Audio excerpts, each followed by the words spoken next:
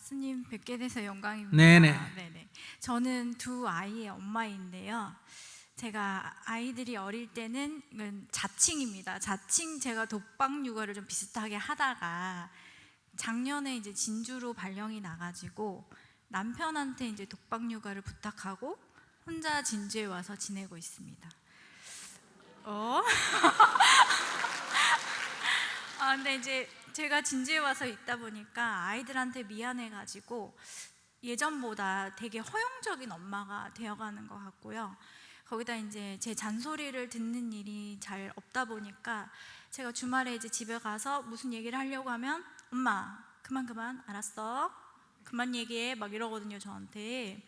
그래서 이제 저는 곧 집으로 다시 돌아갈 계획인데 제가 다시 집으로 갔을 때 이제 그때는 미안한 마음이 덜해질 것이고 아이들과 이제 부딪히는 일이 많아질 것 같은데요. 그러면은 이제 제가 어떻게 현명하게 대처하면 좋을지 좀 말씀 부탁드립니다. 애들은 자기 없이도 잘 살았잖아요. 그러니까 자기가 와서 마치 내 없으면 너가 못 살 것 같이 행동하면 갈등이 생기죠. 그러니까 오히려 이건 좋은 거예요.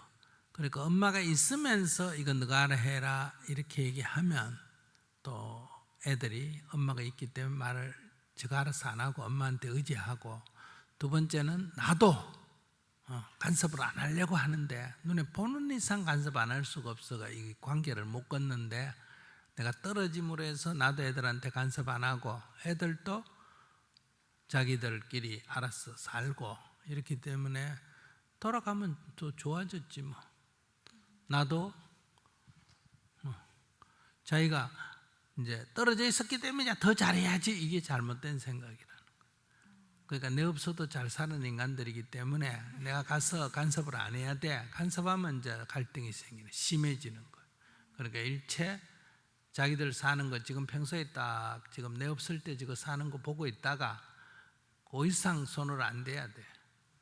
자기가 간섭, 자기 자제를 해야 된다.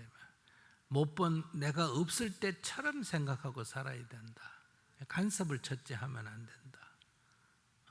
그러니까 지금도 엄마 알았어 이 말이 뭐예요?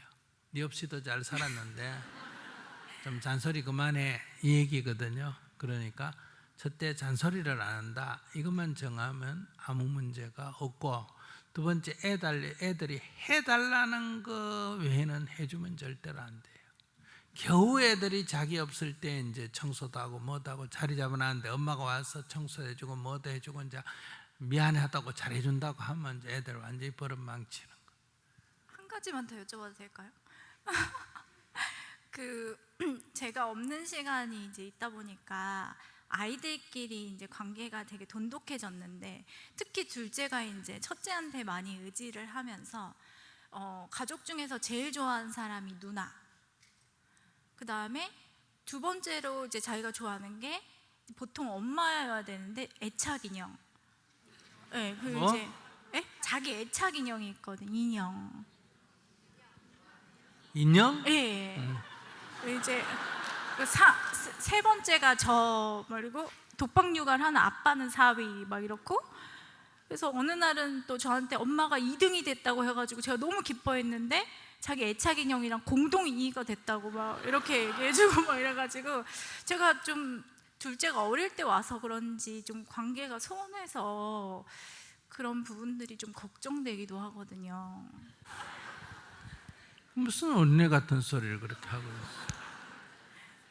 그 조그마한 애한테 자기가 1등 하면 뭐하고 2등 하면 뭐하고 3등 하면 뭐하고.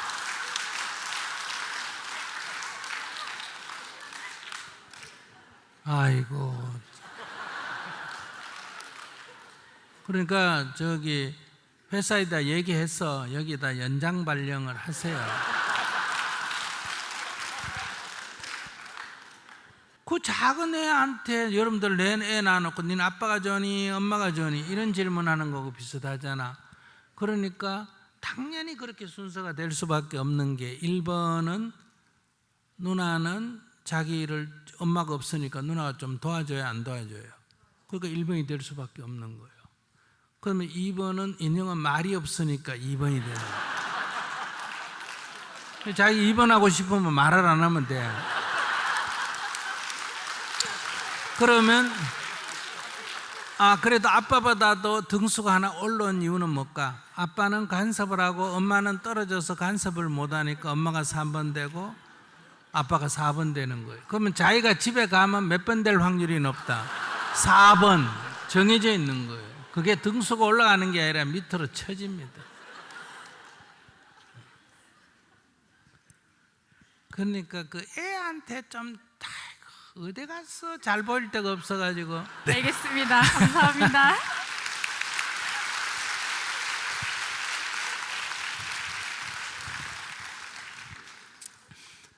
애들이 어릴 때 학대를 하면 안 됩니다. 학대란 거는 때리거나 야단치는 걸 학대라 그래요. 야단을 치면 아이들의 마음에 상처가 됩니다. 여러분들은 교육이라고 말하지만 전부 상처가 됩니다. 그래서 절대로 야단을 쳐서는 안 된다. 그럼 버릇이 나빠지지 않냐? 그거는 안 해주면 돼요. 근데 여러분들은 어떻게 하느냐? 애가 이제 밥 먹어라 하는데 밥을 안 먹어. 그럼 밥 안 먹는다고 야단을 쳐. 그러고는 또 이제 나중에 와서 밥 달라 하면 또 차려줘. 그러니까 엄마는 뭐 저렇게 뭐 과음지대지만은 내가 달라면 준다 하는 이게 잡히는 거예요. 그래서 버릇은 나빠져. 야단을 치면 상처는 입어. 뭐 백화점에 갔는데 얘가 총을 사달라 그래. 장난감 총을. 엄마가 안 된다 하니까 막 떼굴떼굴 막 고르고 막 울어. 그럼 엄마들이 어떻게 말합니까? 아이고 이거 진짜. 그래 알았다 사줄게. 이런 식이거든. 그러니까 엄마가 처음에 총이 안 된다 했던 건 아이를 위해서 안 된다고 했잖아. 그죠? 그러면 애가 울든 말든 안 사줘야지. 그러니까 귀찮으니까 사주고 지 생각으로 안 사주고 자기 멋대로 하기 때문에 애 버릇이 나빠져요. 그러니까 안 된다라고 엄마가 했으면 울든지 말든지 그래 네 울어라 엄마 집에 갈게 나중에 보자 이러고 가버려야 돼. 그래서 여러분들은 야단쳐서 버릇을 상처를 주고 해줘서 버릇을 나쁘게 하는 거예요. 그러니까 야단을 치지 말고 해주지도 말면 돼요. 밥 먹어라 해서 안 먹으면 알았다 하고 밥 치우고 나중에 밥 달라 하면 엄마 바쁘다 이렇게 하면 돼요. 이게 아까 먹으라 일단 안 먹고 이제 달라 그러고 이렇게 야단치곤 또 와서 차려줍니다. 그래서 여러분들은 이게 정말 잘못하고 있는 거예요. 그래서 엄마는 바쁘다 이렇게 야단치지 말고 울어도 놔둬 그냥. 그래야 아이가 그 시간에 못 가면 밥 못 먹구나 이렇게 교육이 되는 거예요. 여러분들은 야단을 쳐야 그게 교육이라고 생각해요. 그건 전형 교육이 아니에요.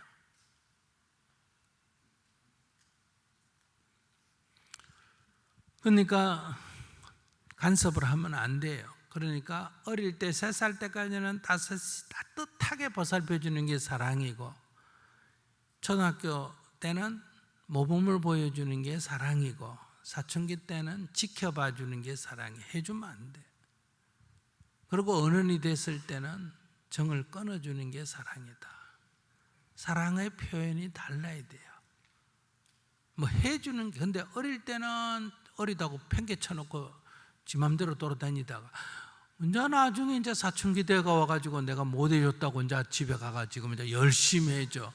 그래서 이래 망치고 저래 망치는 거예요. 그러니까 지금